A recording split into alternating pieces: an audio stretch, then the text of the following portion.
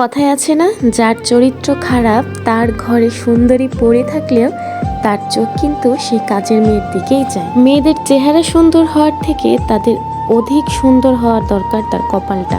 মেয়েটার কপালটা যদি ভালো থাকে না, তাহলে তার সৌন্দর্য, রূপ, গুণ কোনো কিছুরই মূল্য নেই তার কাছে। আমাদের টিকটকে ভাইরাল তিশা আপু দেখতে মাশাআল্লাহ পরীর মতো।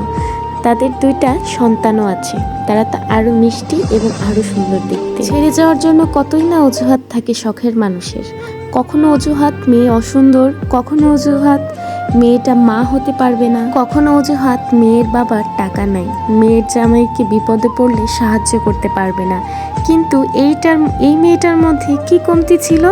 পরীর মতো সুন্দর মাশাআল্লাহ, আবার পরীর মতোই সুন্দর 2টি বাচ্চার মা, আবার লাখ টাকা ইনকাম করার মতো যোগ্যতাও আছে এবং করেছেও সে নিজেই। তারপরেও তাকে ঠকতে হলো। পুরুষের বাড়ি গাড়ি যাই থাকুক না কেন, এর থেকে পুরুষের ভালোবাসা পাওয়া নারী অনেক ভাগ্যবতী। কারণ এই পাষাণ পুরুষ পারে শুধু ধোঁকা দিতে, কারো ভালোবাসার বিনিময়ে ভালোবাসা দেওয়া। কাউকে ঠকিয়ে মনে করো না যে তুমি সফল এবং ভেবো না যে সে বোকা। হয়তো তোমাকে বিশ্বাস করে তোমার উপর ভরসা রেখেছিল।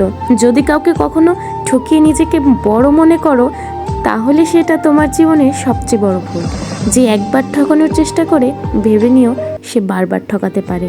কাউকে ঠকাতে যেও না, হয়তো সেই ফাঁদে তুমিও পড়তে পারো। যে ব্যক্তিগুলো সবসময় ঠকানোর উদ্দেশ্য নিয়ে চলাফেরা করে, সে কখনো জয়ী হতে পারে না। কিছু কিছু মানুষ থাকে, তার প্রিয় মানুষকে, শখের মানুষকে ঠকানো তাদের স্বভাব হয়ে দাঁড়ায়। এটা তাদের ভুল নয়। ঠকিয়ে কিছু অর্জন করলেও সেটা দীর্ঘস্থায়ী হয় না। যে একবার একজন মানুষকে ঠকায়, সে আর বাকি জীবনেও তাকে বিশ্বাস করে না। অনেকে আছে যে কাউকে ঠকাতে গিয়ে সে নিজেই ঠকে যায়। মানুষ সুযোগ পেয়ে একজন মানুষকে ঠকায়, কিন্তু সে আসলে প্রকৃতি জয়ী নয়। জোর করে কাউকে কখনো ঠকানো যায় না। একজন মানুষ একজনের সুযোগ ছাড়া সে কখনো তাকে ঠকাতে পারবে না। নিষ্ঠুর এই দুনিয়াতে ঠকে যাওয়া নারীর অভাব নেই। মিথ্যা বলে মানুষকে ঠকানোর চেয়ে সত্যের পথে অসহায় হয়ে বাঁচাও অনেক ভালো। জীবনে বাঁচতে হলে অনেক কিছুর কাছ থেকেই ঠকতে হয়, কিন্তু যখন নিজের লোকগুলোই নিজের সাথে প্রতারণা করে বা ঠকায়, তার চেয়ে কষ্টের বা বেদনাদায়ক কিছু আর এই দুনিয়াতে হতে পারে না। নিজেকে তখন অসহায় মনে হয়। ঠকে যাওয়া মানুষগুলো একদিন ঠকতে ঠকতে তার জীবনে সব কিছু হারানোর পর ও ঘুরে দাঁড়াতে পারে, কিন্তু যে ঠকায় সে কখনো তার জীবনের মূল উদ্দেশ্যগুলো সঠিকভাবে পূরণ করতে পারে না। মিথ্যা বলে একজন মানুষকে খুব সহজে ঠকানো যায়। মিথ্যা বলে একজনকে ঠকাচ্ছেন, সে যখন তার বুঝতে পারবে, তখন কিন্তু মুখ দেখানোর আর কোনো রাস্তা থাকবে না। এই দুনিয়ায় মানুষগুলো বড়ই আজব, সুযোগ পেলেই একজন আরেকজনকে ঠকিয়ে দেয়।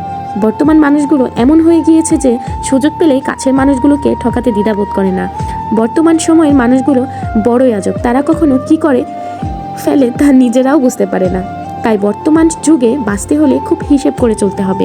কখনোই কাউকে মন প্রাণ থেকে বিশ্বাস করা যাবে না। আমি তিশা আপুকে বলবো, নিজের উপর ভরসা রাখুন, আস্থা রাখুন, দেখবেন ইনশাল্লাহ আপনি নিজে এবং নিজের বাচ্চা দুটোকে ভালো রাখতে পারেন। এবং যে আপনাদেরকে ঠকিয়েছে এবং আপনাদের সাথে বিশ্বাসঘাতকতা করেছে, সে জীবনেও সুখী হতে পারবে না।